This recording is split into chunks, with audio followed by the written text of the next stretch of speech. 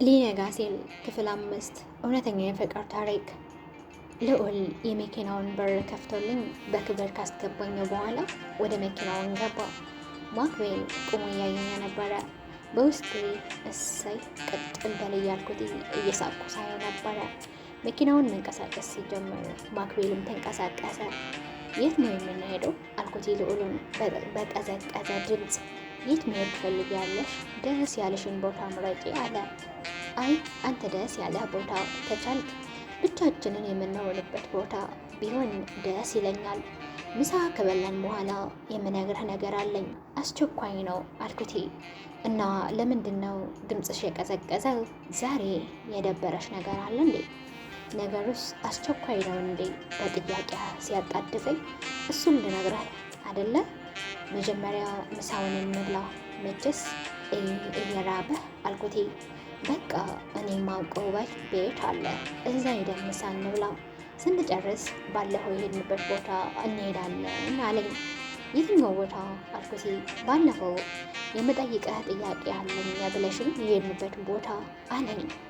እሺ በቃ እንሂድ ተስማምቻለሁ ብዬው ወደ ትካዜን ገባው። ከሀሳብ ያነቃኝ የልዑል ድምፅ ነበረ። በቃ ደርሰናል፣ ውረጂ፣ መኪናውን አቁሜ መጣሁ አለኝ። እኔ ወልጌ ቆምኩኝ። መኪናውን አስቀምጠው መጣ። ወደ ውስጥ ገብተን ተቀመጥን። ምግብ ማዘን። እኔ ግን ምግብ ምንም ሊበላለኝ አልቻለም። እሱ እንዳይደብረው ብዬ ነው ያዘዝኩት። እሱ ሲበላ አይኑን አየዋለሁ። ቀና ሲል አጎነብሳለሁ። ሁኔታዬ ለሱ ግራ እንዳገባው ከፊቱ ላይ ያስታውቃል። አስሬ ቢ እንጂ ቢ ይለኛል። አይ በቃኝ፣ ምሳ በልቼ ስጨርስ ነው የደወልክልኝ። አሁንም አንተ እንዳይደብረህ ነው ያዘዝኩት እንጂ ልበላ አይደለም አልኩት። እረ የሆነ ነገርማ ሆነሻል። በቃ እኔም በቃኝ፣ አስደብረሽኛል እኮ አለኝ። እሺ በቃ እንውጣ፣ ግን የኔን ምግብ እኮ አልነካዎችም። ለምን ቴካዌ ያስደረገን ጎዳና ላይ ለተኛ አንድ ሰው አንሰጠው አልኩቴ። ችግር የለውም ለዛውም እረ የምን ችግር የለውም አይደለ ብዬ ስጠይቀው፣ እረ የምን ችግር፣ ሌላውን አስጨምረን እናስደርጋለን። ስናለፍ ላገኘነው ጎዳና ተዳዳሪ እንሰጠዋለን ብሎ አስተናጋጇን ጠርቶ ነገራቲ። ትንሽ ቆይታ አስተናጋጇ በጥቁር ፌስታል ይዛ መጣች፣ ሰጠችው። ሂሳቡን ከፍለን ወጣን። እየሄድን እያለ ተደርድሮ የተቀመጡ ጎዳና ተዳዳሪዎችን አየተን መኪናውን አቁመን ወረድን። ምግቡን የያዝኩት እኔ ነበርኩኝ። ከተቀመጡ ውስጥ አንድ ህፃን ልጅ ጠራውኝና ምግቡን ሰጠሁት። ጊዜ የነበረውን 50 ብርን ጨምሬ ሰጠሁት። ልጁ በጣም ነበር ደስ ያለው። ልክ ሎተሪ እንደደረሰው ነገር እየወረጠ ተሰብስበው ወደ ተቀመጡ ሰዎች ሄደ። ፌስታሉ ውስጥ ምግብ እንዳለ እርግጠኞች ነበሩ መሰለኝ። ገና ልጁ ወደ እነሱ ሲመጣ ነበር እጃቸውን የሰበሰቡት። በቃ ሁሉም እየተሳሳቁ እየተሻሙ መብላት ጀመሩ። ልዑል ምስጥ ብሎ እያያቸው ነበረ። ሳየው አረ ሰውየው ነቃ በል እንጂ ወይ ሂድና ተቀላቀላቸው ብዬ ወደ መኪናውን ገባው። እሱም ተከትሎኝ ገባው። መንዳቱን ጀመረ። ታውቃለህ ልጁ ግን በጣም ነው ያሳዘነኝ። ይህኔ የእሱ እኩዮች ትምህርት ቤት ገብተው እየተማሩ ነው።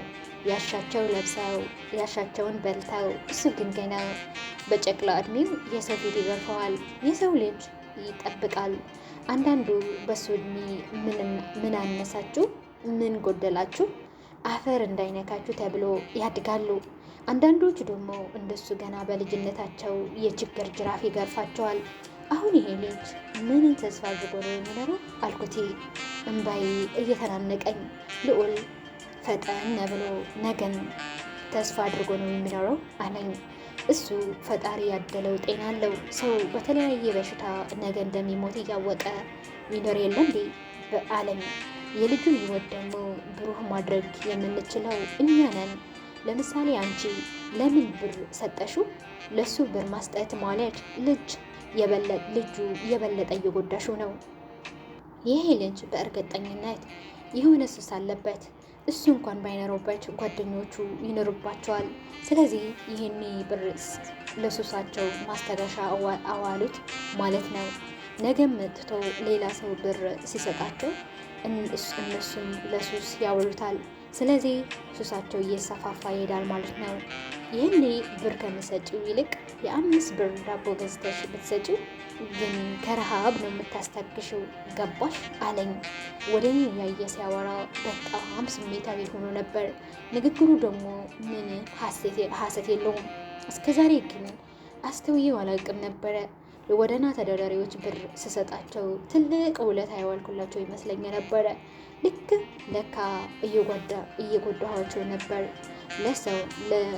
ስለሱ አይ ከዚህ በኋላ በሁሉም ካወቅሽ አንድ ነገር ነው በይ፣ እየደረስን ነው፣ ወሬውን ለመናገር ተዘጋጂ አለኝ።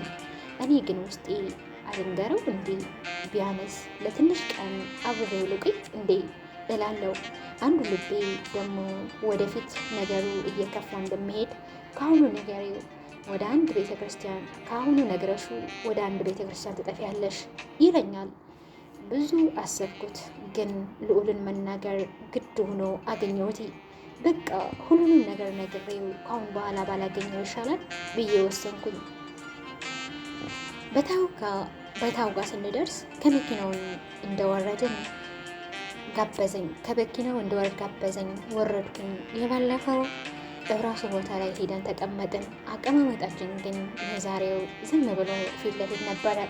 ልዑል እንዲህ ስትሆኚ ታስጠልያለሽ፣ እሺ አያምርብሽም አለኝ። ለማሳቅ መሞከሩ ነው፣ ግን አልተሳካለትም። የበለጠ ልቤ እየመታ ነው። ልቤ የሆነ በቃ ውስጡ ልትበር ያህል እያስጨነቀችኝ የነበረ። አይኑን እያየው ንገሪኝ አለኝ። ለማስማት እንደጓጓ ግልጽ ነው። በሱ ቤት ጥሩ ዜና የምነግረው መስሎታል። በመጀመሪያ የሆነ ነገር ልነግርህ እፈልጋለሁ። በጣም እድለኛና ልዩ ሰው እንደሆንክ እንድታውቅ እፈልጋለሁ። ፈጣሪ እንዳንተ ሁሉን ነገር አሟልቶ የሰጠው ሰው የለም። አቋራጠኝ። ተሳስተሻል። ፈጣሪ አንድ በጣም የምፈልገው ነገር ንጥቆኛል። እሱን የሆነ ቀን ታውቂ ይሆናል አለኝ። ምንድነው? ንገረኝ። ድጋሚ ላንገናኝ እንችላለን ስለው በጣም ደነገጠ። ማለት አለኝ የተቀመጠበትን እያስተካከለ። መጀመሪያ አንተ ንገረኝ አልኩት። የኔም ታውቂዋለሽ፣ ያው ፍቅር ነው። እናትና አባቴ የሉኝም፣ ወንድሞች ብቻ ነው ያሉኝ። እነሱ ለገንዘብ እንጂ ሌላ ነገር ግድ አይሰጣቸውም። በጣም ብቸኝነት ይሰማኛል። ከስራ ውዬ ስገባ ከገንዘብና ከመኪና ጋር አላወራም። ብዙ ሰዓት በዛ ሰዓት እቤት ቁጭ ብሎ ውሎ እንዴት እንደነበረ ምን እንዳስደሰተኝ ምን እንዳስከፋኝ የሚጠይቀኝ እናት ብትኖረኝ ግን ደስ ይለኝ ነበረ ሲለኝ በጣም አሳዘነኝ። የምከፍለውን መስዋዕትነት ከፍዬ አብሬ ብቆይ ደስ ይለኝ ነበረ፣ ግን ከአቅሜ በላይ ነው። ገና ላወራው ሲጀምር እንባዬ ቀደመኝ። ልዑል ደነገጠ። ወደ ራሱ አስጠግቶ ማቀፈኝ። እቅፍ አድርጎኝ ከኪሱ ሶፍት አውጥቶ እንባዬን እየጠረገልኝ ምን ሆነሽ ነው ሰላሜና? ንገሪኝ እንጂ ፈጣሪ ስም በጣም እያስጨነቅሽኝ ነው። እንዲህ ምንድን ነው እንዲህ መሆን አለኝ። እኔም ታሪክኝ እንዲህ ብዬ ጀመርኩለት። ከማክቤል ጋር ከመለያየታችን በፊት አብረን አድረን ነበረ። ባል የሚሆነኝ መስሎኝ ነበር፣ የሚያፈቅረኝ መስሎኝ ነበረ። እሱ ግን እንደ አንዱ በቃ ምክንያቱ እንኳን ሳይሰጠኝ እንደ ቆሻሻ አውጥቶ ጣለኝ እና እሱን አሁን ምን አመጣው? ሰላም አለኝ። እንዳታቋርጠኝ አስጨረሰኝ አልኩት እየተቆጣው። እሺ በቃ አላቋርጥሽም ቀጥይ ብሎኝ ዝም አለ። ምን እንደተፈጠረ ሳላውቅ አልፈልግሽም አለኝ። ምን እንደተፈጠረ ሳላውቅ አልፈልግሽም አለኝ። ማለት አንተ የተዋወቅኩ ሰሞን ከዚህም አንተ ጋር ደውዬ ላገኘህ አልኩ።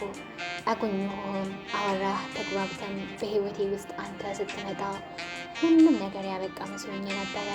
ድጋሚ ስለ ማክቤል ላለማሰብ ወስኜ ነበር። ከውስጤ አውጥቼው እንደ ቆሻሻም ጥዬው ነበረ። በሱ ቦታ አንተን ተክቼ ውስጤን አንግሼ ነበረ። የምር ልዑል ወድጄህም አፍቅሬህም ነበረ። በዚህ አጭር ጊዜ እንዴትስ እሱን ረስተሽ እኔን አፈቅርሽኝ ልትለኝ ትችላለህ? ግን እኔ እንጃ አላቅም። እኔ ላንተ እመጥንሃለሁ ብዬ አይደለም፣ ግን በቃ እንዲሁ የምትለይ ሰው ነህ። ግን በቃ ፈጣሪ ለሰራሁት ኃጢአት ሊቀጣኝ የፈለገ መሰለኝ። ይህንን ድቡዳ አወረደብኝ እኮ። ድቡዳው ምንድን ነው ንገረኝ አለኝ። እሺ እኔ ባለፈው ሆዴን በጣም እያመመኝ ሲያስቸግረኝ ወደ ሆስፒታል ሄድኩኝ። ከዛ ምርመራ ሳደርግ እርጉዝ መሆኔን ነገሩኝ። አውቃለሁ በጣም ያስፈራል። ሳላገኘህ ዝም ብዬ ልጠፋ ነበረ፣ ግን ልቤ እምቢ አለኝ። ልቤ እምቢ ብሎኝ ነው። እምባዬ ይፈሳል። ልዑል የጠበቅኩትን ያህል አልደነገጠም። እኔም ላስወረደው ሲሄድ ማስወረድ አትችይም አሉኝ። በቃ ልዑል ምን አይነት የማይረባ ሰው እንደሆንኩ ይገባኛል። አሁን ነው ከዚህ በኋላ ድጋሚ ልታይኝ ትችላለህ። ከሰው በታች ሆና ያሳደገችኝን እናቴ ማሳፈር አልፈልግም። በሰፈሩ ሰውም መጠቋቋሚያ አላደርጋትም። ይህንን ከማድረግ ሞቴን እመርጣለሁ። እኔ እያወራው ልዑል ቃል እንኳን ሳይናገረኝ ከተቀመጠበት ተነስቶ ወደ መኪናውን አመራ። ደንግጬ እኔም ቆምኩኝ። ዘወር ብሎ እንኳን ሳያየኝ መኪናውን አንስቶ እዛው ጥሎኝ ሄደ። እዛው ተቀምጬ ጨኩኝ፣ አለቀስኩኝ። ግን ማንም አዳማጭ አልነበረም። አይ ልዑል፣ ቢያንስ መጥፎ ሴት ነሽ፣ ለምን ትልከሰከሽ ያለሽ እንኳን ሳትለኝ ፊትህ አዝረውብኝ ሄድክ። ተግባር ከቃላት በላይ ይናገራል። ልክ ከአጠገቤ ተነስቶ ሲሄድ ከበፊቱ የበለጠ ልቤ ተሰበረ። ሆዴን ባርባር ይለኝ ጀመር። ሊነጋ ሲል ክፍል 5 ይህንን ይመስል ነበረ። እንደወደዳችሁት ተስፋ አደርጋለሁ። የሚመጣውን ሳምንት ሊነጋ ሲል ክፍል 6 ይዤላችሁ እመጣለሁ። እስከዛ ቸር ሰንብቱ። ሰላም ለሰው ዘር፣ ሰላም ለሀገራችን። አጋጣሚ ሆኖ ለቻናል አዲስ ከሆናችሁ ግን ሰብስክራይብ በማድረግ ቤተሰብ እንድትሆኑ በትህትና ለመጠየቅ እወዳለሁ። እንጆይ ላቭ ዩ ጋይስ። ቻው